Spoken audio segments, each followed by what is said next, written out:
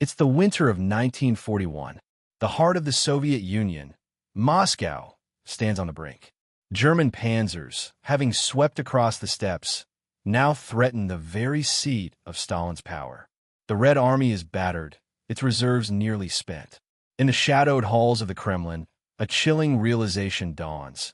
Defeat is not just possible, it is imminent. December 2nd, 1941. The temperature has plunged to minus 20 degrees Celsius.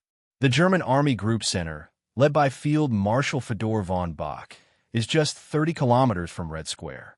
The 4th Panzer Group, the 3rd and 4th Armies, and the 2nd Panzer Army have encircled the city on 3 sides. The Soviet defenders, remnants of the 5th, 16th, and 43rd Armies, brace for the final assault. But what happened next would become legendary. To understand how the Kremlin came to the edge of defeat, we must go back to the summer of 1941. Operation Barbarossa, the largest invasion in history, had begun on June 22nd. 3 million German soldiers, 3,350 tanks, and 7,000 artillery pieces surged across the border. The Wehrmacht's objective, the destruction of the Red Army and the capture of Moscow before winter. By October, the Germans launched Operation Typhoon, the final push for Moscow.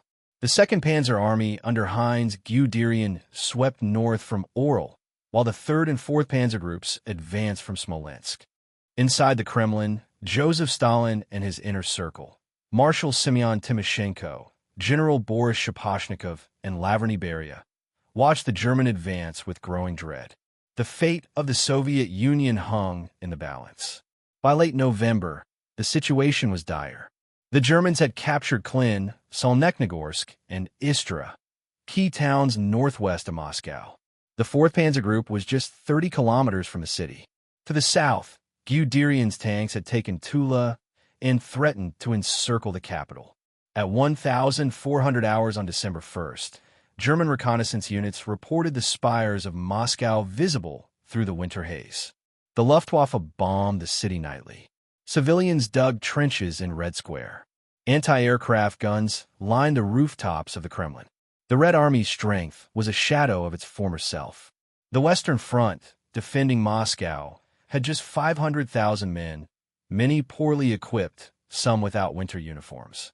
The Germans, despite their own exhaustion, still fielded over 1 million troops and 1,700 tanks.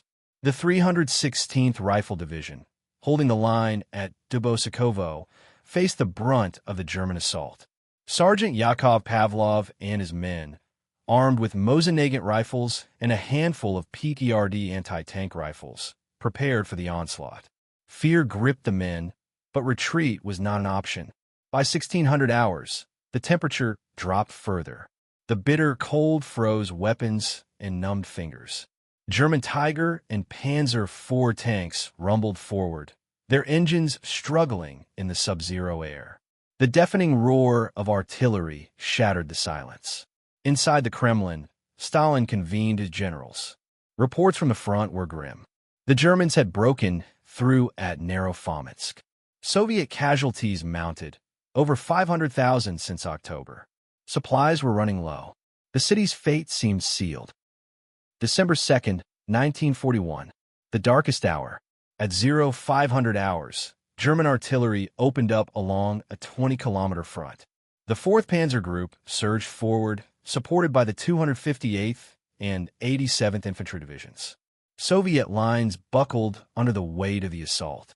At Dubosekovo, 28 men of the 316th Rifle Division, later immortalized as Panfilov's men, stood their ground against 54 German tanks.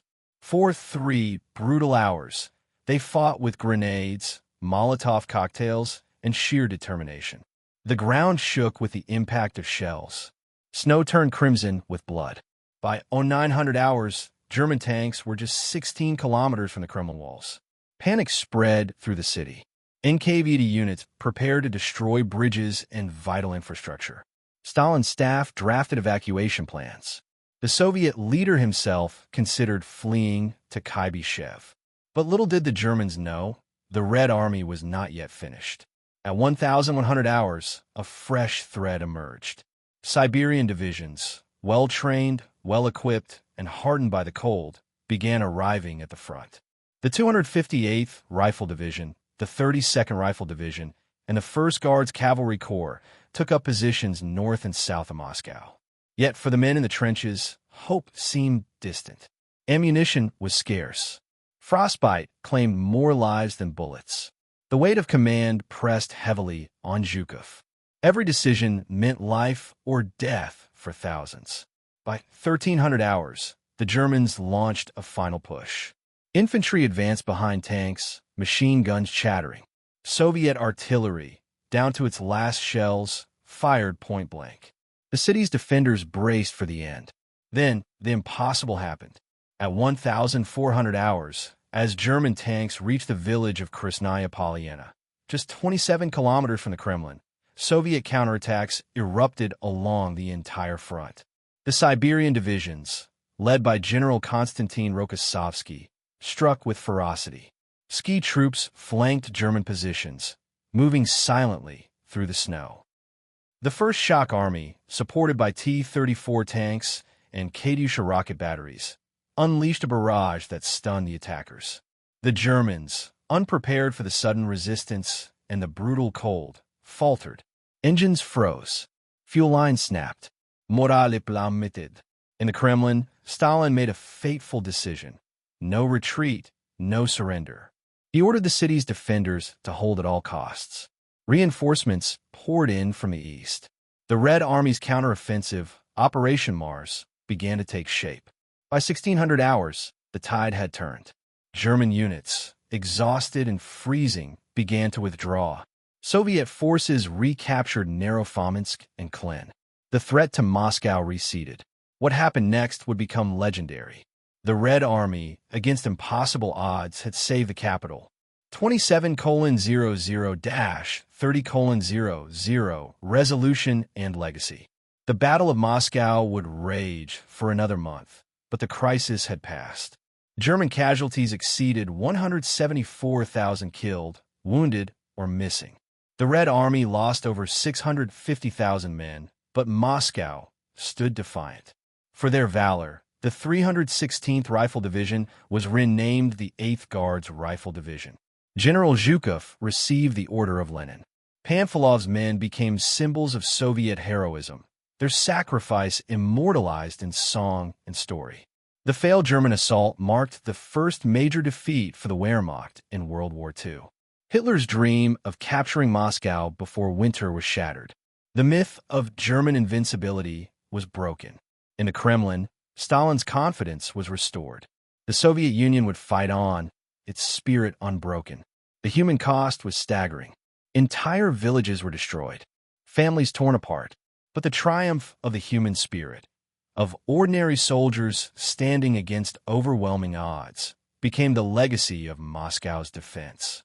This was just one of countless untold stories from the Second World War. Subscribe to World War II Records as we continue to bring these forgotten chapters of history back to life.